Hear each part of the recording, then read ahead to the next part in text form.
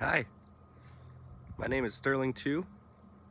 I'm a boat builder, sailor, carpenter, and a logger.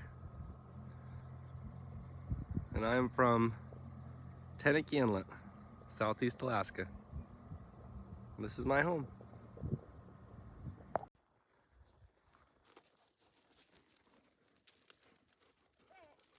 It's a beautiful Tuesday morning, May 9th, Tenakee Inlet, Southeast Alaska.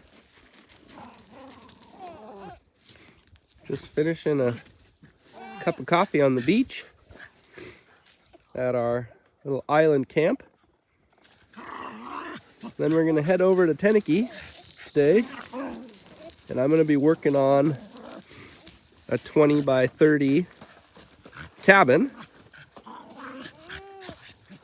that I built for a client of mine, and we're nearing completion. Just an absolutely beautiful morning. Real cozy night in our wall tent. There's the dog. They're best buddies. And yeah, just another absolutely bright, beautiful morning here. Tenakee Inlet. Looking towards Corner Bay, where my logging company is. And we're gonna have another great day today. Go into town and get to work. I'm putting up tongue and groove ceiling boards. And we'll be back over here in the evening.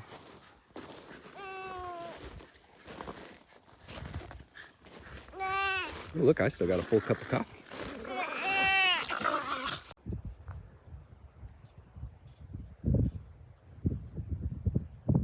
So here we are at a 20 by 30 cabin that I built with my company, and we were finishing up final details. I build these cabins out of local wood that we harvest ourselves. I've got some of it right here. The whole cabin is built with local wood. I cut these trees down myself, and we process this into just beautiful tongue and groove paneling for the ceiling. Foundation down here, yellow cedar beams. So let's grab the key and take a quick look inside.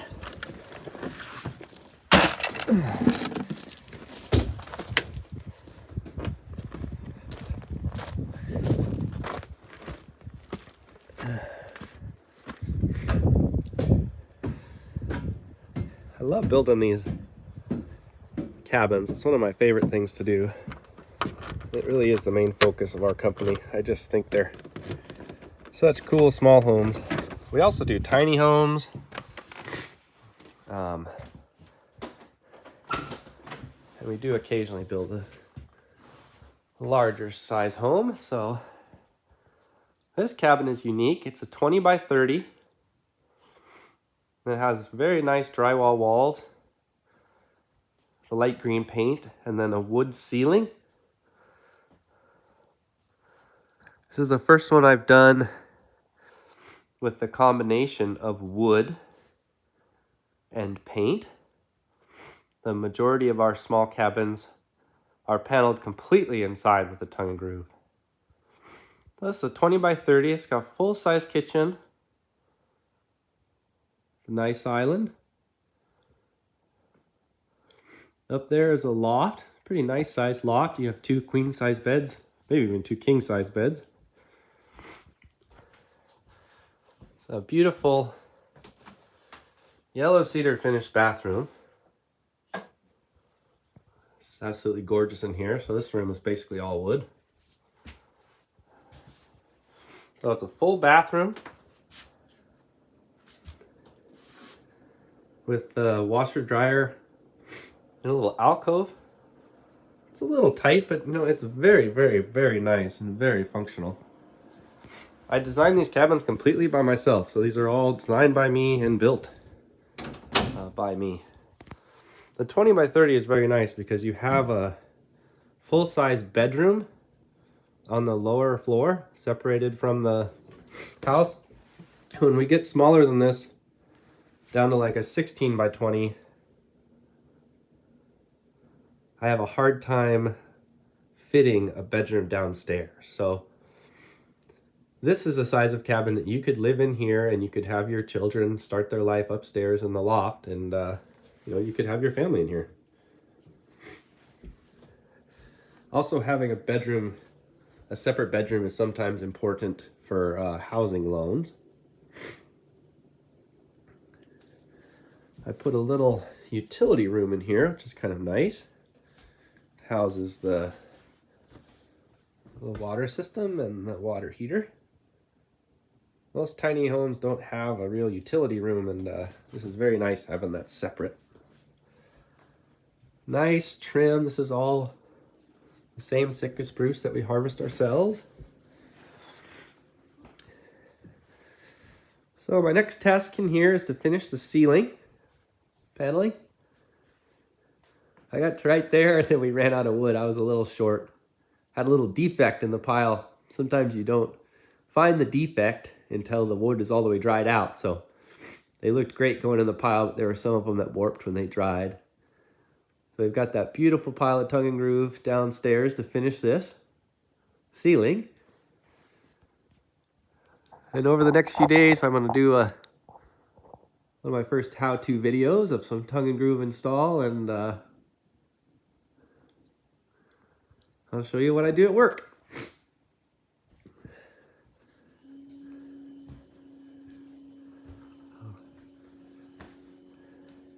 It's just a lovely, lovely size of home at 20 by 30. I really like it. And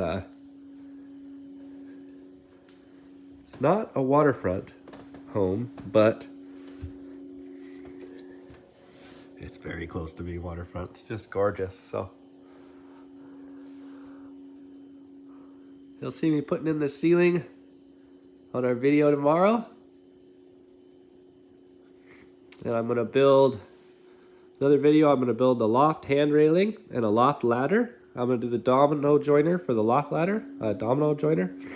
Really a fun process, so I'll share all that with you guys. And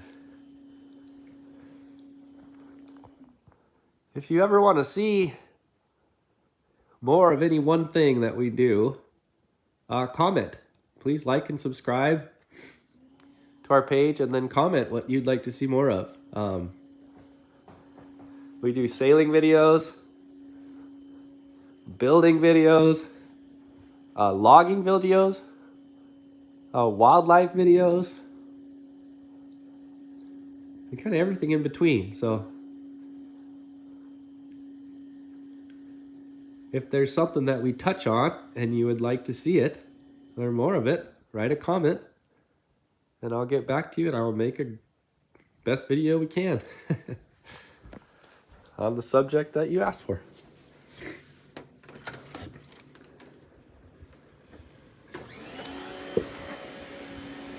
Come around back.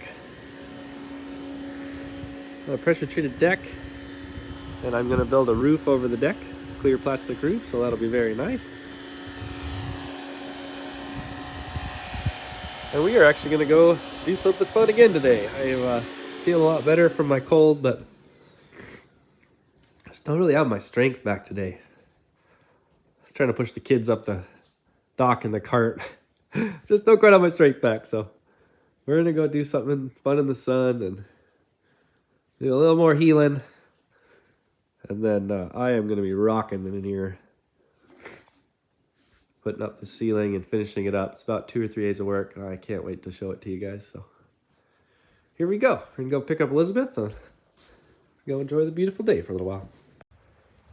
All right.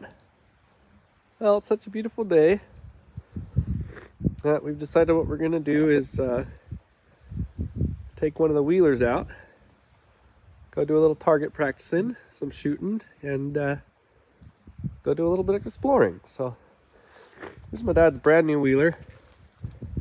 2022 Honda Rancher, brand new. Here's the old wheeler. It's a Yamaha Grizzly. I don't remember the year, but I think we've had this for almost 10 years, maybe 7. And I recently put it back together. It wasn't running for quite some time, had a number of issues.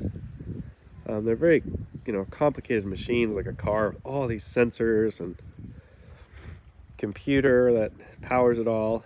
So did a ton of work to it, and it ran great for a while. And today we've got an issue where there's no fuel pump, and I do know where the issue is. So we turn it on. Normally you'd hear the fuel pump go "mee" and then shut off, and we've got no fuel pump. So if you do have one of these Grizzly 550s and you need to work on the fuel pump, you can loggerize it. This is what we call logerizing. So for whatever ridiculous reason, Yamaha makes it so this is the top of the fuel tank and the fuel sender. You can't take it out without removing everything. The racks, the plastic, and after one of these machines is older, it's really a hard job. These things have been in the salt water a lot. It's pretty rusted up. So this is a very old machine. We're not too worried about what we do or anything. So if you make a very small cut, very carefully, I did this with my multi-tool, you can flip this up and look. There is the fuel sender. If they had just given you a ring here, you could remove this anytime you wanted and replace the fuel pump, clean your gas tank, anything you need. But these typical modern machines make it impossible to work on them for cheap. So we fixed that. So I know what the issue is. There's a connection in here where the fuel pump plugs in down in the tank, and then the wires go up to here. And I knew that was the issue because we had some problems with it before. So I'm going to loosen up these nuts. We're going to pull off the fuel line. Now, put the fuel line off. We'll go ahead and turn the key once. No fuel, no sound. So let's pull that out. Get in there. And I'll show you what we're looking at. Okay, just a quick recap here. Yamaha Grizzly 550 with no fuel pump. Fuel pump's not turning on. Won't start. Remove your seat. This is the fuel pump, the top of your fuel tank. This is one piece. You can't get in there. You need to make a tiny, careful cut with your multi-tool, so carefully. Around here like this. Take that up. Okay. Disconnect your fuel line. Disconnect your electrical plug there.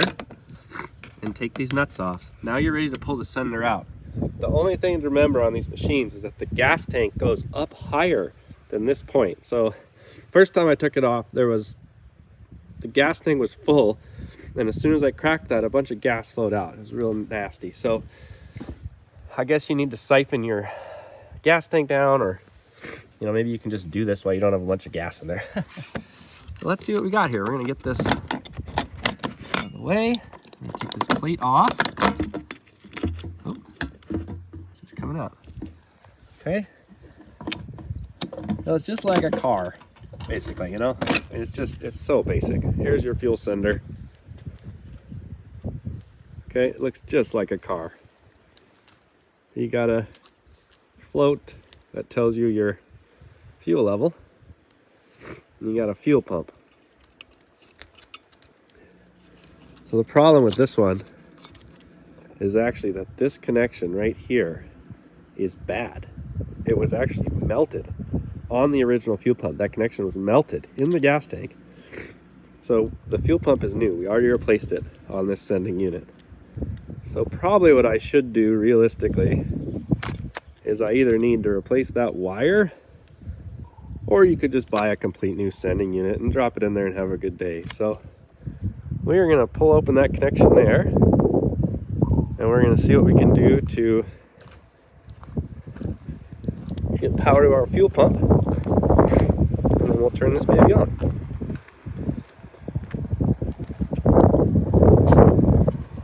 Okay, we're just about to drop in our fuel sending unit. So this is the coolest way to clean the gas tank, is to take that thing out, and then you can look down in there. Yeah, we've actually got a little bit of grit in there, but no water. So I just cleaned this out. It had lots of water and all kinds of nasty stuff in there. So that actually almost looks like a tiny bit of water in there. Huh. No? I think that's something else. Anyways, stick a hose in there and siphon out any water, man. Clean your fuel tank out. You can do this without removing your tank from your wheeler, right? You can do a pretty good job. One little cut, pop that out, clean your fuel tank out, new fuel sender, and your fuel issues will be gone. So you just need to remember the way it was oriented, which was this way, and then you just drop it in. All right, so here we have the fuel sender back in the wheeler. I had to work on it for a little bit more, and then I actually had to tap on the fuel pump to get it to come back to life. So I would say that this fuel pump and that connection were actually bad, which is a little funny. I need to check with my dad, because I swear that I ordered the new fuel pump. He said he put it on there, but anyways, let me turn the key. Hear that?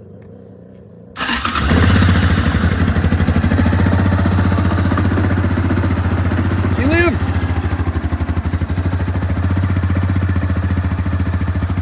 So that fuel pump, it's sounding a little weird, a little ugly. So I'm gonna go shopping, and man, I would love to just drop in the whole sender new, but you know, it works. I would say the only real part of this fix that is value to you guys is this. You know,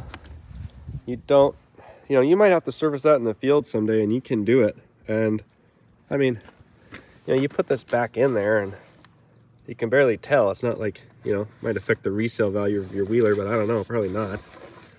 And so that's how you clean the fuel tank and replace the fuel pump on a Grizzly 550. Like I said, I'm gonna do it the right way. I'm gonna get the new wire, the new pump, or I'm gonna get this whole thing complete. But, here we are. I could have done that in the field, got it in there and cleaned it out and messed with it and got back. So we're gonna take a trip, have some fun. All right. So I purchased this fuel pump, brand new. It turned out that the pump my dad had put in there was one purchased from eBay, $28 from China. And the fuel pump itself was actually bad. The new one had died. So this one's gonna be great because it's the new fuel pump and it has the new wire I need. So this is just gonna fix us up 100%. I already ordered it. It's coming in a couple days, but we're still gonna go take a drive and we'll see how it goes. Okay. One more quick update. It's my first time working on one of these. So if you do want to replace the fuel pump, it's in this canister. You pop this blue part off, pop all these tabs off, and the fuel pump is right there, and it comes out of this canister. So I was able to get in there and actually make a pretty good electrical connection. So let's see what happens. Well, here we are going down the Tenakee Trail. And it turned out in the end that the new fuel pump my dad put in had actually died. Like I said, the cheap pump. So I put the old fuel pump back in, and it runs now, and it has the same issue it did before before we put the new fuel pump in, which is just, it doesn't idle well, it kind of runs rough.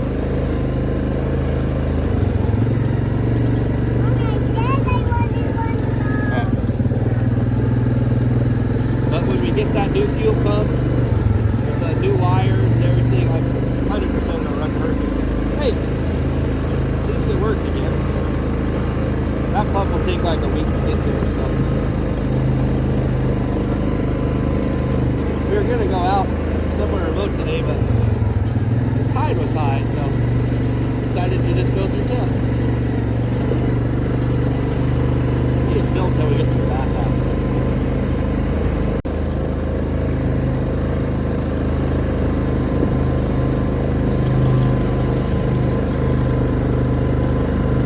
Coming up on the left is the Mercantile.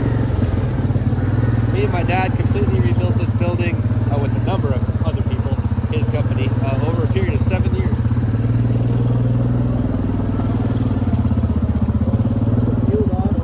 Bathhouse.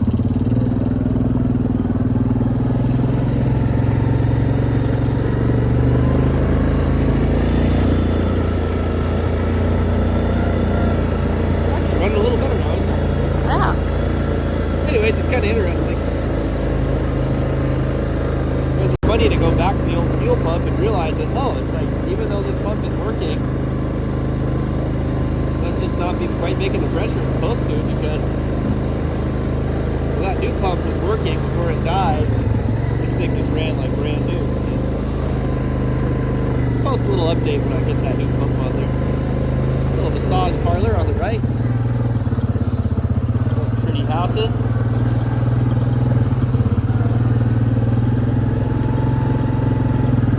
Nice little house on the right. It's pretty new. It's about 5 years old, maybe a little older than that.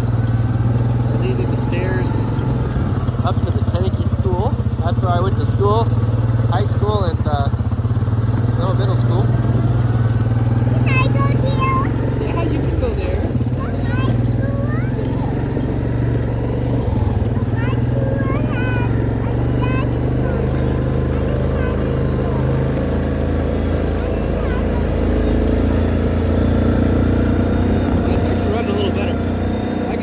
It doesn't quite have, it's not right though. It probably won't idle. My school has a lot of different stuff. Yeah, see, with the other new fuel pump, when it was working, it would idle forever like a brand new machine. So this fuel pump is obviously a little bit weak. So excited to get that new pump with the new wires and fix it for good, you know?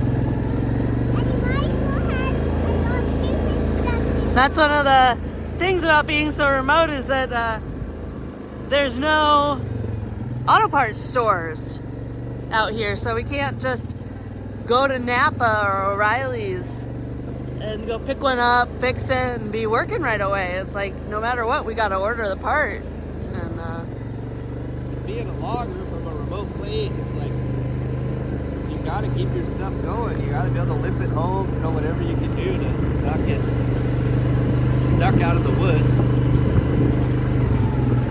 So you hear there, it's like a little bit jerky, and that totally went away when we had that new fuel pump going. Head over here. These are a couple nice, all the way to the right. That's a house my dad and I built, both of those houses, about 15 years ago.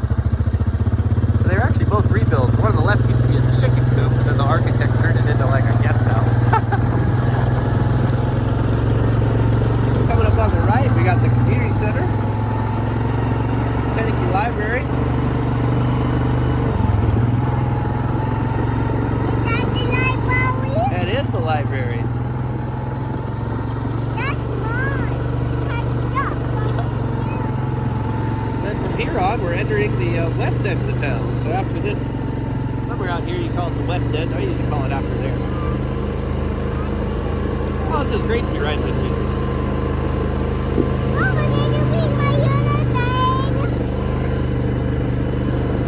Beautiful, quaint little town. So this is the whole town. It's just this one little, they call it a trail. It's not even called a road. So whole town is on this one trail. It's about 2 or 3 miles. Hi, Dina.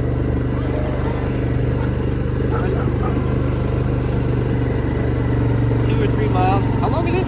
2 miles long? I don't know. It's not very long. Dina's ducks.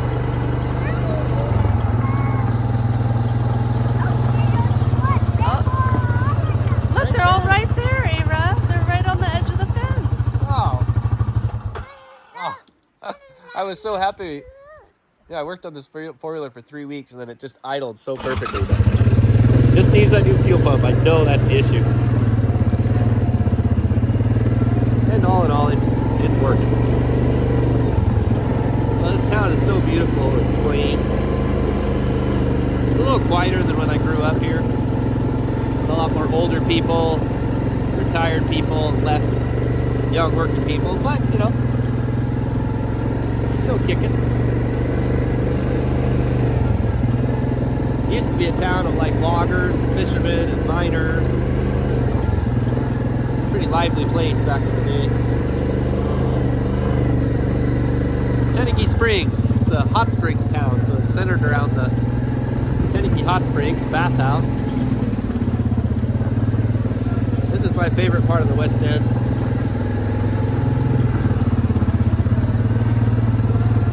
This is our friend's place, the Wilsons, on both sides of the road. It's just beautiful.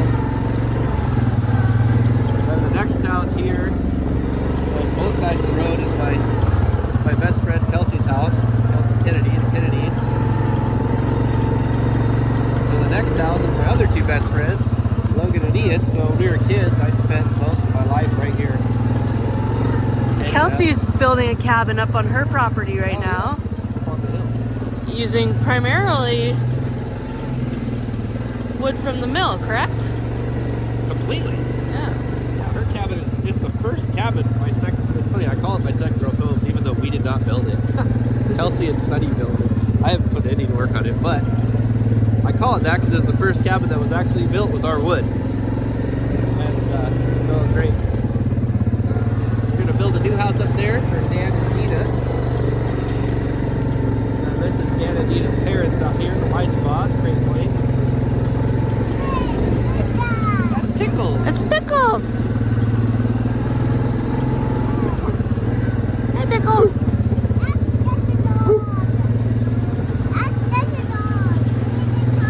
It's a dog. I love that.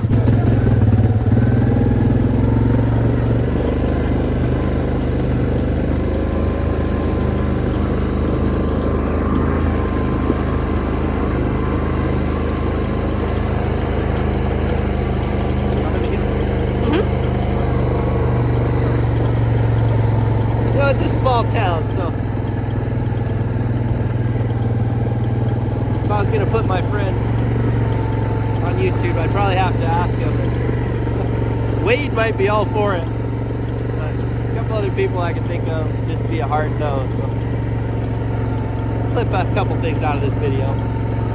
Here we're coming up on Juan Munoz's place. This is wonderful. I have some favorite parts of town. He owns this entire part now, the small house, this house here, and then all the way through to the next house. This house is Ole's.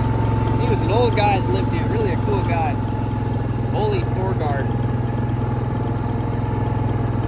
And they bought it from him on a life trust, so Ole got to live there until he passed away, and then when he did pass away, Juan bought the house.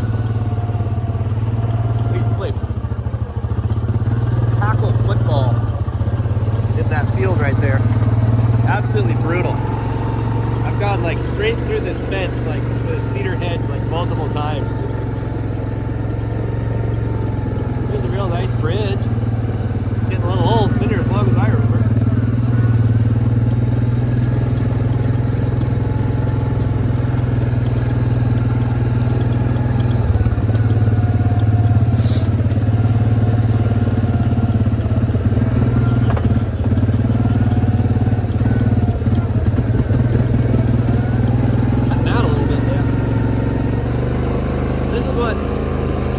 Totally stopped running, but this is one of the issues it get that new fuel pump on it. So this used to be called Arnie Borgers. Arnie Borger was the guy that owned this. New pen over there. It's one of my favorite pieces of property. It's now owned by the Zamonics. Beautiful place. Absolutely beautiful.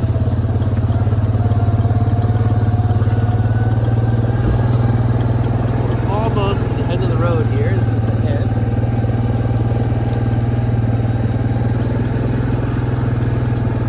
And then from here, no motorized vehicles after this.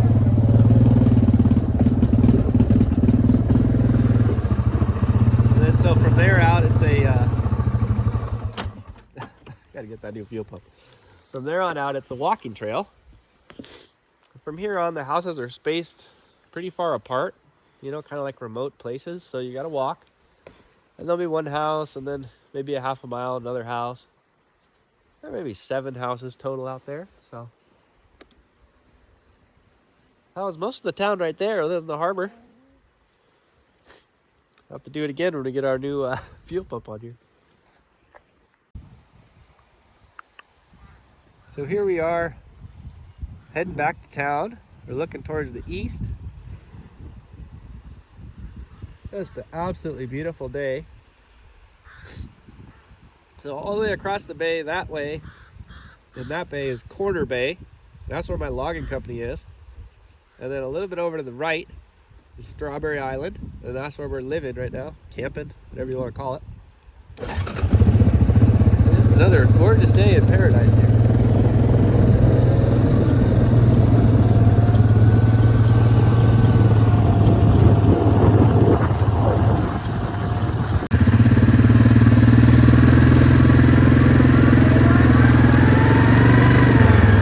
Here we're at the east end of town,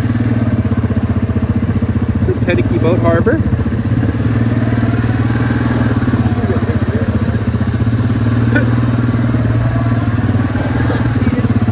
So this is the end of the road at the east end. Ara fell asleep, so we've got like 2 sleeping kids on this boat right now. So here we go. Out around the corner.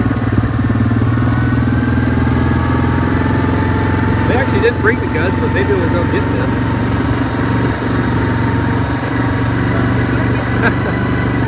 We did? Oh, that's hilarious.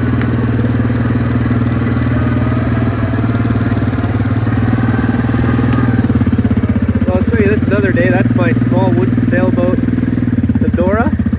It's an 18-foot strip plank red cedar day sailor that I've owned for almost 15 years. And I'm going to show you that project in a separate video. I'm putting an inboard engine in there and doing a little bit of refit work to the boat before launching her for the season. So that's the Dora. Now we're going to keep going around the corner. And now we're out here, Elizabeth thinks we should go back to the gun. So.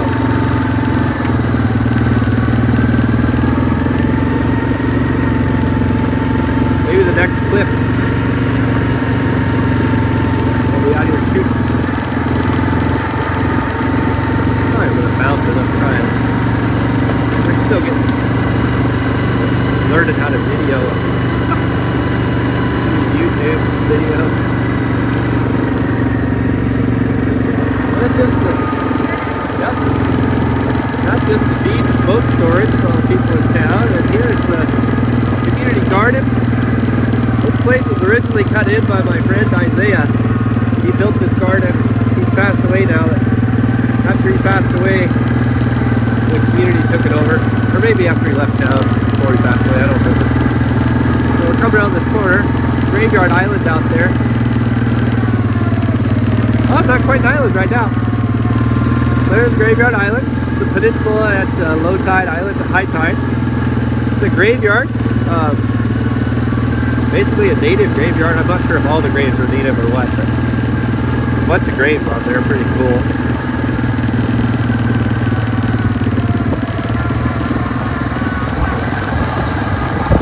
Woohoo! Still want to get the gun? So we're just coming over the point. This is often how it happens. The town is so protected from the wind. It is so cold out here. Oh, there's actually a few other people shooting, so we won't get that all filmed. It's not here either.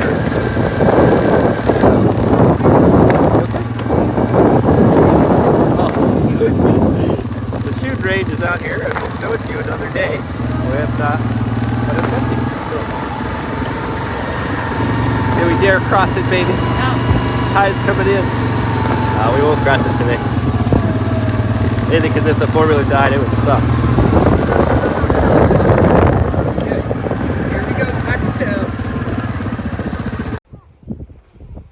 All right, well, you can look at me. We got out around the point, running great, and it just cleanly died. And we've got the fuel pump. It's working fine. So we've got a code. First time this four-wheeler's ever thrown a code at me. 33. So that's the problem code right there. If it throws a number right there. So I looked that code up. It's ignition coil failure. It says complete ignition coil failure is number 33, which is so funny because we just put a new coil on there. And we think this one was actually good because it didn't change anything. And then we also put that new fuel pump on there. So if this fixes it, that means that both those new parts we purchased on eBay were bad.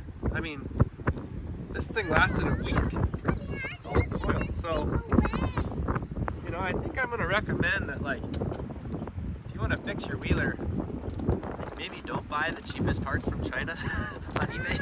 Because, like, apparently they're just crap. This new coil, we first got it, it worked for like 3 days, and then the machine died.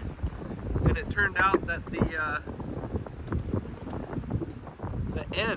this end, like one of the spark plug was installed miscorrectly, so I reinstalled it, and then it worked great for like a week.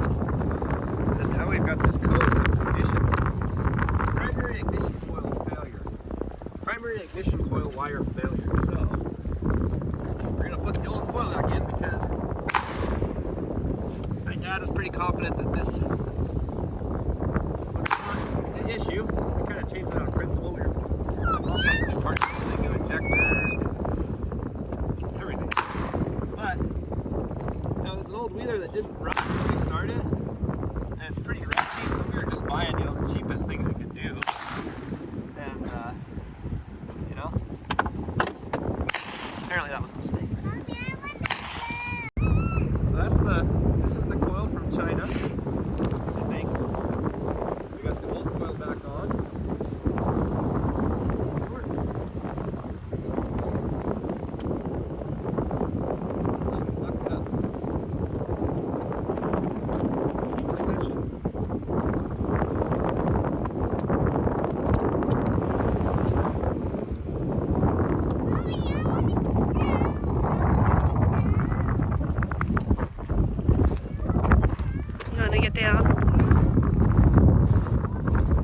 Should you strap yourself in with the bungee cord, baby? No, you did. Oh, I did that? I'm sorry. Don't get me unstuck. Mommy, mommy. I just need a 2-second lesson. Yeah.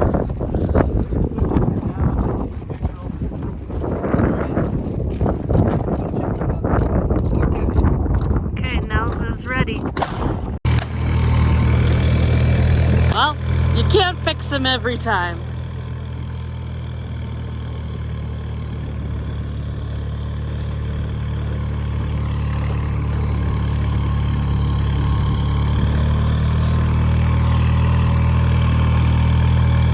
We gotta tow it. But now I'm determined we're gonna get it figured out.